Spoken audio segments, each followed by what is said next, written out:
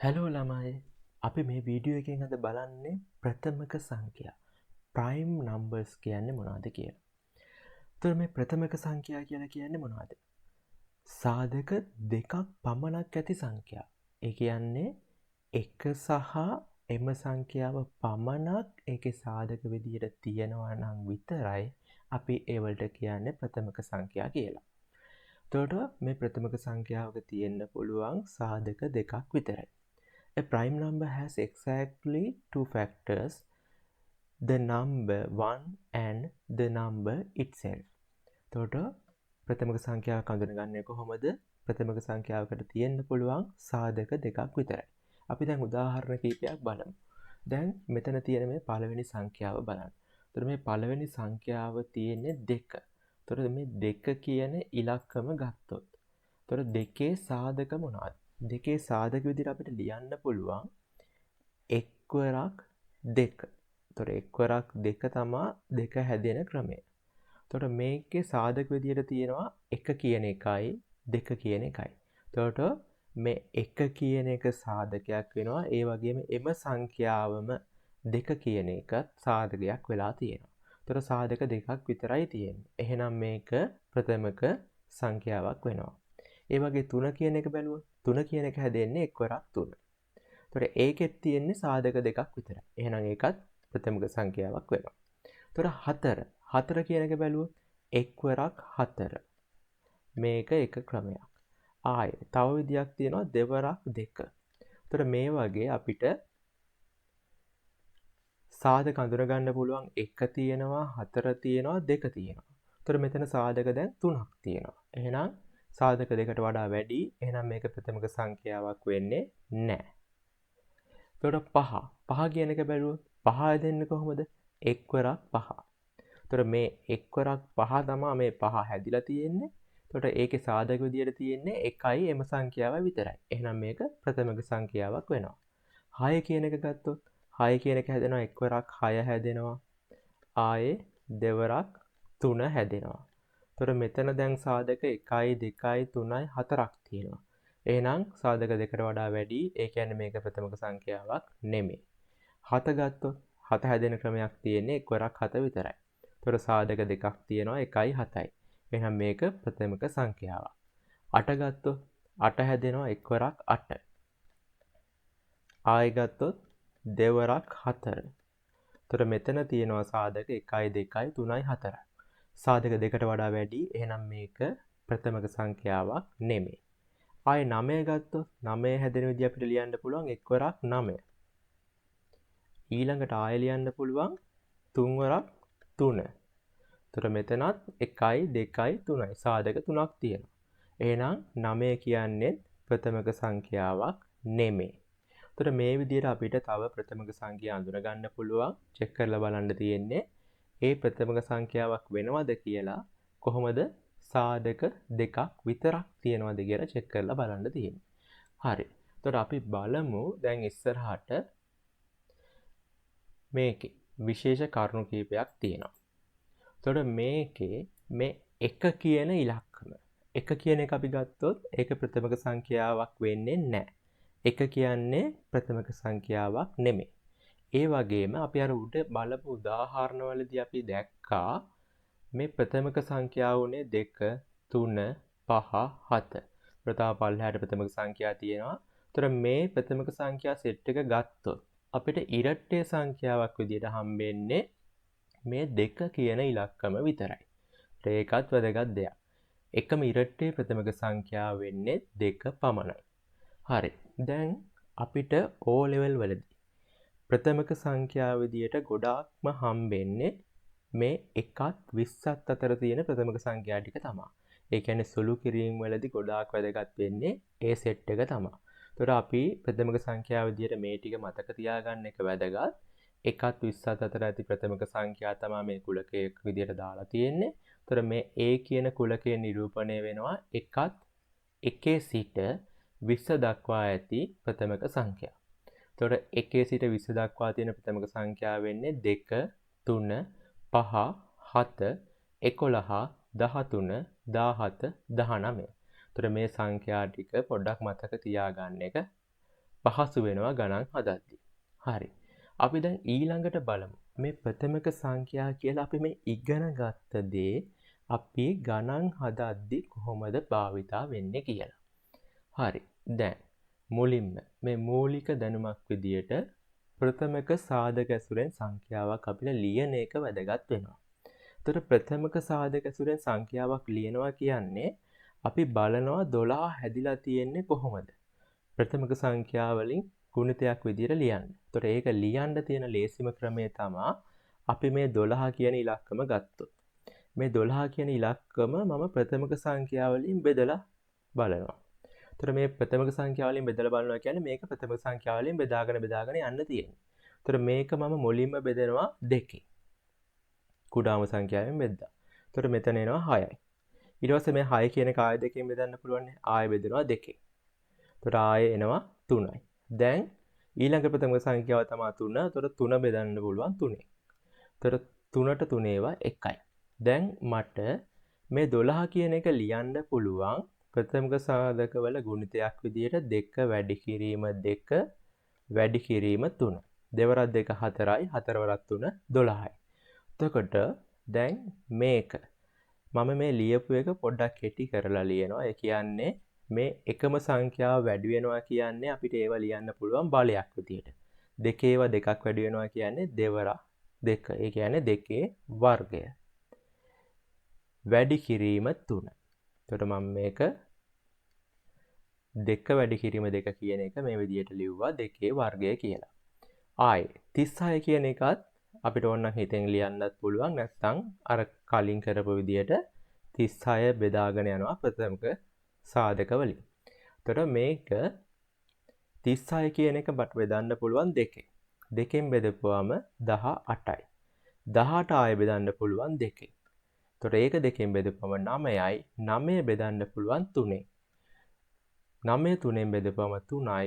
ආයෙ 3 බෙදන්න පුළුවන් 3ෙන් 1යි. එතකොට මෙතන තියෙන විදියට මට 36 ලියන්න පුළුවන් 2 වැඩි කිරීම 2 වැඩි කිරීම 3 වැඩි කිරීම 3. මේක තවත් කෙටි කරලා මම ලියනවා දෙකේව දෙකක් කියන්නේ දෙකේ වර්ගය වැඩි කිරීම 3ඒව දෙකක් කියන්නේ 3ඒ වර්ගය.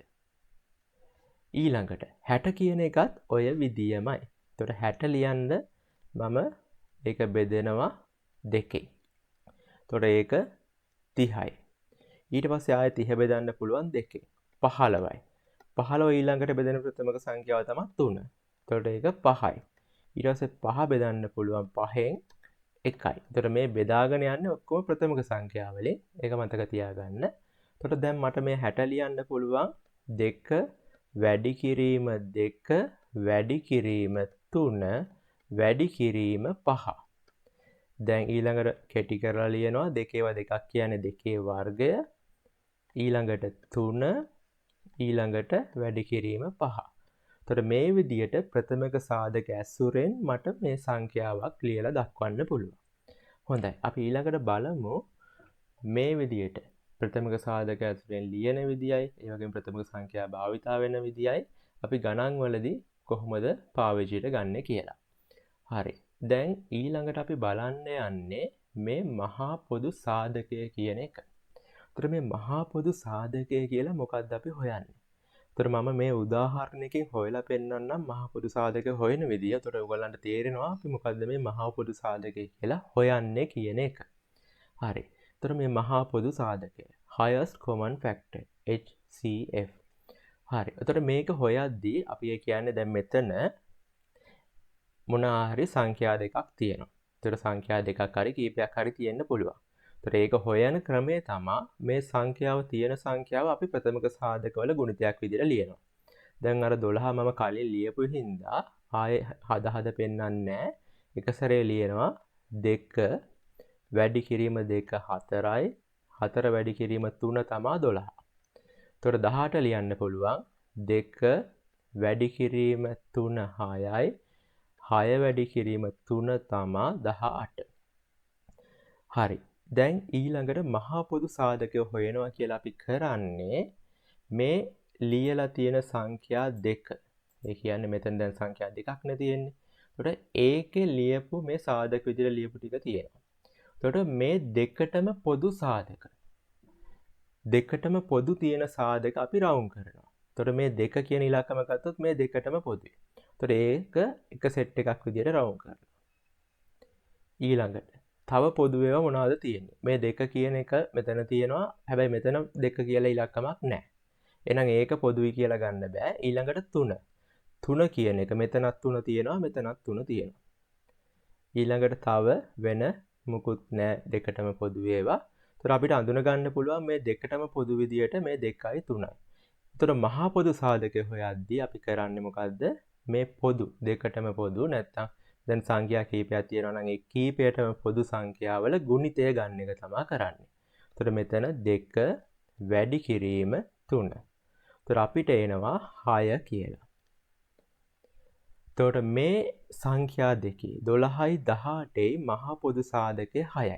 එතකොට පොඩ්ඩක් හිතලා බලන්න මොකද්ද මේ මහා පොදු සාධකය කියලා අපි හෙව්වේ. එතකොට මහා පොදු සාධකය කියලා හොයලා තියෙන්නේ ඇත්තටම මේ සංඛ්‍යා දෙක 12 කියන එකයි 18 කියන එකයි බෙදන්න පුළුවන් සංඛ්‍යාව. එතකොට බෙදන්න පුළුවන් සංඛ්‍යාව කියන්නේ දැන් මෙතන මේ 12 කියන ඉලක්කමයි 18 කියන ඉලක්කමයි. අපිට බෙදන්න පුළුවන් ලොකුම සංඛ්‍යාව තමයි මේ 6 කියන ඉලක්කම. එතකොට මේ 12යි 18යි දෙකම බෙදෙන සංඛ්‍යාවක් විදිහට තමයි අපි මේක ගන්න පුළුවන් 6 කියන ඉලක්කම. එතකොට අපිට මේ මහා පොදු සාධකය මේ විදිහට අපිට හොයන්න පුළුවන්. එතකොට මේ මහා පොදු සාධකය හොයන විදිය මේ විදිය තමයි එන්නේ. අපි ඒක සාධකවල ගුණිතයක් විදිහට ලියනවා. ඊට පස්සේ කරන්නේ ඒ මෙතන සංඛ්‍යා දෙකක් තියෙනවා නම් ඒ දෙකටම පොදු නැත්නම් කීපයක් තියෙනවා නම් ඒ කීපයටම පොදු වෙන විදිහට තියෙන සාධක ටික රවුම් කරගන්නවා. එතකොට ඊට පස්සේ මහා පොදු සාධකයේ විදිහට අපි ගන්නෙ ඒ රවුම් කරපු ඒවල ගුණිතය. එතකොට දෙවරක් 3 6 කියන උත්තරය තමයි මේ 12යි 18යි කියන එකේ මහා පොදු සාධකයේ විදිහට අපිට ලැබුණේ. හරි. අපි ඊළඟට බලමු කුඩා පොදු ගුණාකාරය. එතකොට මේ කුඩා පොදු ගුණාකාරය නැත්නම් LCM. එතකොට කුඩා පොදු ගුණාකාරය කියලා හොයන්නේ මොකක්ද? එතකොට කුඩා පොදු ගුණාකාරය කියලා හොයන්නේ අපි සාමාන්‍යයෙන් භාග සංඛ්‍යා විසඳද්දී හරය සමාන කරගන්නවානේ. එතකොට හරය සමාන කරගද්දිත් ගන්න අපි ඔය කුඩා පොදු ගුණාකාරය කියන එක තමයි. එතකොට කුඩා පොදු ගුණාකාරය කියලා ගන්නේ ඒ මෙතන තියෙන සංඛ්‍යා. දැන් මෙතන තියෙනවා සංඛ්‍යා දෙකක්. මේ දෙකෙම බෙදන්න පුළුවන් කුඩාම සංඛ්‍යාව තමයි අපි ගන්නෙ. එතකොට මේ සංඛ්‍යා දෙකෙම බෙදෙන කුඩාම සංඛ්‍යාව තමයි කුඩා පොදු ගුණාකාරයේ විදිහට ගන්න. එතකොට ඒක ඕගොල්ලන්ට හදපුවම තේරෙනවා බලන්න මේ හදන ක්‍රමය. එතකොට දැන් මෙතන තියෙන්නේ සංඛ්‍යා දෙකක් තියෙන විජය ප්‍රකාශන මොකුත් නෙමෙයි.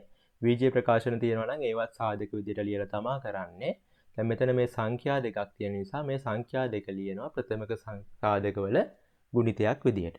එතකොට මට ලියන්න පුළුවන් 12 කියන එක 2 වැඩි කිරීම 2 වැඩි කිරීම 3. දැන් මේ කුඩා පොදු ගුණාකාරය හොයන ඒවල අපි ටිකක් කෙටි කරලා ලියා ගන්නවා. ඒක අපිට උඩට ගාන හදන්න ලේසි වෙනවා. එතකොට 2 වැඩි කිරීම 2 කියන එක ලියන්න පුළුවන් 2 වර්ගය. ඊළඟට ලියනවා වැඩි කිරීම 3. 18. 18 කියන එක එන්නේ 2 වැඩි කිරීම 3 වැඩි කිරීම 3. එතකොට මෙතනින් එනවා 2 වැඩි කිරීම 3 වර්ගය. දැන් කුඩා පොදු ගුණාකාරයේදී කරන්නේ අර මහා පොදු සාධකයේ හෙව්වා වගේ නෙමෙයි. කුඩා පොදු ගුණාකාරයේදී කරන්නේ එකිනෙකට වෙනස් සාධකවල විශාලම බල තමා තෝරගන්නේ. එකිනෙකට වෙනස් සාධක කියන්නේ දැන් මෙතන එකිනෙකට වෙනස් සාධක විදිහට අපිට තියෙන්නේ මොනවද? 2 කියන ඉලක්කමයි 3 කියන ඉලක්කමයි. ඒ වලත් තියෙන විශාලම බල තමා තෝරගන්නේ. එතකොට මේ 2 කියන ඉලක්කමේ මෙතන 1 කියන බලය තමා තියෙන්නේ. 3 කියන එකෙත් 1 තියෙන්නේ. එතකොට මේ 2 කියන ඉලක්කමේ විශාලම බලය විදිහට තියෙන්නේ 2 වර්ගය. එතකොට මෙන්න මේක තමයි අපි තෝරගන්නේ. 3 කියන එකෙන් විශාලම බලය විදිහට තියෙන්නේ 3 වර්ගය. එතකොට මේ විශාලම බලය තියෙන එක තමයි තෝරගන්නේ. දැන් ඊළඟට කුඩා පොදු ගුණාකාරය නැත්නම් LCM විදිහට අපි ගන්නෙ 2 වර්ගය මේ තෝරගත්තේ වල ගුණිතය. වැඩි කිරීම 3 වර්ගය. එතකොට මේකේ උත්තරේ අපිට ගන්න පුළුවන් 2 වර්ගය කියන්නේ 4යි 3 වර්ගය කියන්නේ 9යි. එතකොට උත්තරේ එනවා අපිට 9 4 36යි. එතකොට බලන්න මේ 36 කියලා උත්තරේ එන්නේ කුඩා පොදු ගුණාකාරයේ විදියට අපේ මේ තිබ්බ සංඛ්‍යා දෙකෙන්ම බෙදෙන සංඛ්‍යාව තමයි මේ ඇවිල්ලා තියෙන්නේ. මේ සංඛ්‍යා දෙකෙන්ම බෙදෙන කුඩාම සංඛ්‍යාව. එතකොට මේකම තමයි අපි භාග විසදද්දී හරය සමාන කරගන්නවා කියලා කරන්නේ කුඩා පොදු ගුණාකාරය ගන්න එක තමයි. හොඳයි. ඊළඟට මේ ප්‍රථමක සංඛ්‍යා වැදගත් වෙන තව තැනක් තමයි මේ වර්ගමූලය හොයන තැන්වලදී. එතකොට වර්ගමූලය කියන්නේ මොකක්ද? අපි පොඩ්ඩක් බලමු වර්ගමූලය කියන්නේ මොකක්ද කියලා. එතකොට මේ වර්ගමූලය කියලා අපි ඇත්තටම ගන්නෙ මේ වර්ගමූලය කියන සංකේතයේ තේරුම භාගේ බලය කියන එකට සමානයි. ඒ කියන්නේ දැන් හිතන්න මම මෙතන ලියනවා x වර්ගය කියලා. මට ඕනේ කරනවා මේකේ x වර්ගයේ භාගේ බලය. එතකොට මෙතන x වර්ගයේ භාගේ බලය කියන එකම තමයි ඒක ලියවෙනවා මේ විදිහට. x වර්ගයේ භාගේ බලය කියන එක වෙනුවට අපි ලියනවා වර්ගමූලය කියලා. එතකොට මේකම තමයි මෙතන අදහසක් තියෙන්නේ. එතකොට මේකේ උත්තරය ගන්න විදිය. දැන් අපි දන්නවනේ මේ දර්ශක තියෙන්නේ. එතකොට දර්ශක මේ බලයක බලයක් විදියට තියෙද්දි ඒක සුළු වෙනවා කියන්නේ x වර්ගය බලයක බලයක් තියෙන. ඒ කියන්නේ මේ දෙක වැඩි වෙනවා. මෙහෙම එන්නේ. එතකොට මෙතන මේ දෙකට මේ දෙක කැපිලා යනවා. එතකොට අපිට උත්තරය එනවා x කියලා. ඒ කියන්නේ වර්ගයේ වර්ගමූලය ගද්දී අපිට උත්තරේ එන්නේ ඒ සංඛ්‍යාවම තමයි. මේ වර්ගයේ වර්ගමූලය ගන්නවා කියන්නේ මේ වර්ගය අයින් වෙලා අපිට එන්නේ උත්තරේ විදියට එම සංඛ්‍යාවම තමයි. ඒ කියන්නේ x කියන එක තමයි උත්තරේ එන්නේ. දැන් මේ දේ ඔළුවේ තියාගෙන මෙතන බලන්න. මෙතන උදාහරණ කීපයක් තියෙනවා. ඒතර අපි ඒක පොඩ්ඩක් බලමු. ඒතර ඊට කලින් මේ කියලා තියෙන එක බලන්න. සෑම ධන සංඛ්‍යාවකටම ධන සහ ඍණ වර්ගමූල දෙකක් ඇත. ඒතර අපි මේක ගණන් හදද්දී මතක තියාගන්න දැන් අපි වර්ගමූලයක් ගත්තොත් ධන සංඛ්‍යාවක දැන් අපි හිතන්නකො මෙතන ලිව්වා මම වර්ගමූල 4 කියලා. ඒතර වර්ගමූල 4 කියන එකේ උත්තර විදියට අපිට ධනයි ඍණයි වර්ගමූල දෙකක්. ඒ කියන්නේ උත්තර දෙකක් හම්බ වෙනවා. මෙතන ධන 4 වර්ගමූලයේ විදිහට අපිට ගන්න පුළුවන් උත්තර ධන 2 හෝ ඍණ 2. මේ සංඛ්‍යා දෙකම මේකේ උත්තර වෙනවා. එතකොට ඒක තමයි මෙතන ලියලා තියෙන්නේ ධන 4හි වර්ගමූලය ධන 2 සහ ඍණ 2 වේ. හේතුව දැන් බලන්න මේක දැන් මෙතන තියෙන විදිහට හිතන්නකො. මේ 4 කියන එක ඉලක්කම හැදෙන විදි දෙකක් තියෙනවා. ධන 2 වර්ගය. ධන 2 වර්ගය කිව්වොත් කොහොමද එන්නේ? 2 වැඩි කිරීම 2. එතකොට ඒකෙන් උත්තරය 4 එනවා. දැන් ආයේ ඍණ 2 වර්ගය කියලා කිව්වොත් ඍණ 2 වර්ගය කියන්නේ ඍණ 2 දෙකක් වැඩි වෙනවා. ඍණ 2 වැඩි කිරීම ඍණ 2. එතකොට ඍණ 2 වැඩි කිරීම ඍණ 2 කියන්නේ ඍණයි ඍණයි ගුණ වෙද්දි ධන වෙනවා. එතකොට ධන 4. එතනිනුත් එන්නේ 4. එතකොට බලන්න මේකේ ඍණ 2 වර්ගය ගත්තත් නැත්නම් ධන 2 වර්ගය ගත්තත් උත්තරේ එන්නේ 4. එතකොට ඔය විදියට මේකේ වර්ගමූලේ ලකුණ දාපුවම මෙතනත් වර්ගමූල ලකුණ එනවා. එතකොට උත්තරේ විදියට අපිට උත්තර දෙකක් එනවා. මේ වර්ගය කැපිලා යනවා ධන 2 හෝ ඍණ 2. එතකොට ඒ නිසා අපි වර්ගමූලය ගද්දී ඒකට ධන සංඛ්‍යාවක වර්ගමූලය ගද්දී ඒකට පිළිතුරු දෙකක් අපිට ලබා ගන්න පුළුවන්. එකක් ධන අනිත් එක ඍණ කියලා. අපි දැන් ගණන් හදද්දී ගොඩක් වෙලාවට ධන කියන වර්ගමූලේ තමා ගන්නෙ. එතකොට මේ ධන සංඛ්‍යාව තමා සලකන්නේ. දැන් මම මෙතන මේ උත්තර විදියට මේකේ ධන සංඛ්‍යා ටික තමයි ලියන්න යන්නේ. එතකොට වර්ගමූල 64. වර්ගමූල 64 කියන්නේ කොහොමද?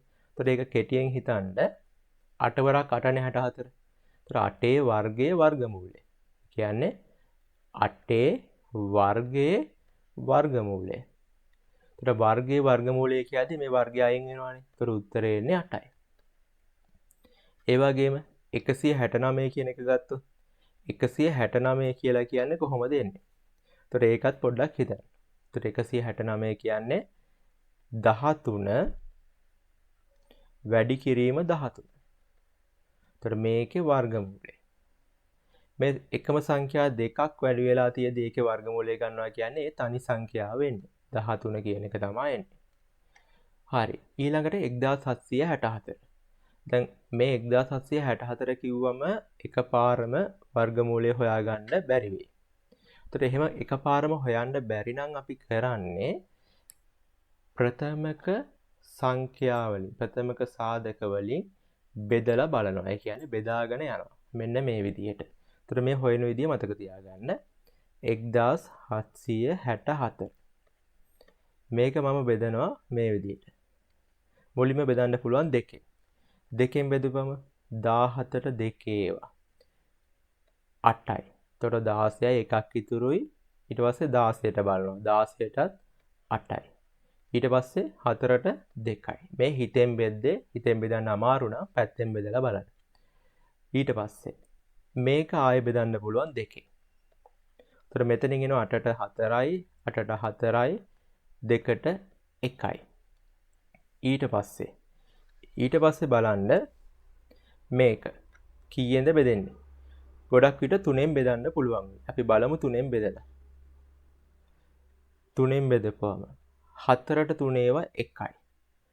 එකක් ඉතුරුයි. ඊට පස්සේ 14ට බලන්න. 14ට 3 ඒවා කියන්නේ 3 වරක් 4 නම් 12යි. එතකොට දෙකක් ඉතුරු වෙනවා. දෙකක් ඉතුරු වෙනවා කියන්නේ ඊළඟට 21ට බලන්න තියෙන්නේ. 21ට බලපුවම 7යි. එතකොට මෙතන අපිට 7 කියලා එනවා. එතකොට 147යි. දැන් ආයෙ මේක බෙදන්න පුළුවන් 3ෙන්. එතකොට 3ෙන් බෙදන්න. එකට නෑ කියන්නේ 14ටනේ බලන්නේ. 14ට බලපුවම 3 වරක් 4යි. 12යි. දෙකක් ඉතුරුයි. ඊළඟට 27ට. එතකොට එහෙනම් 9යි. 49යි. 49 කියන එක බෙදන්න පුළුවන් ඊළඟ ප්‍රථමක සංඛ්‍යාව තමයි 5ෙන් බෙදෙන්නේ නැහැ. එහෙනම් ඊළඟට තියෙන 7.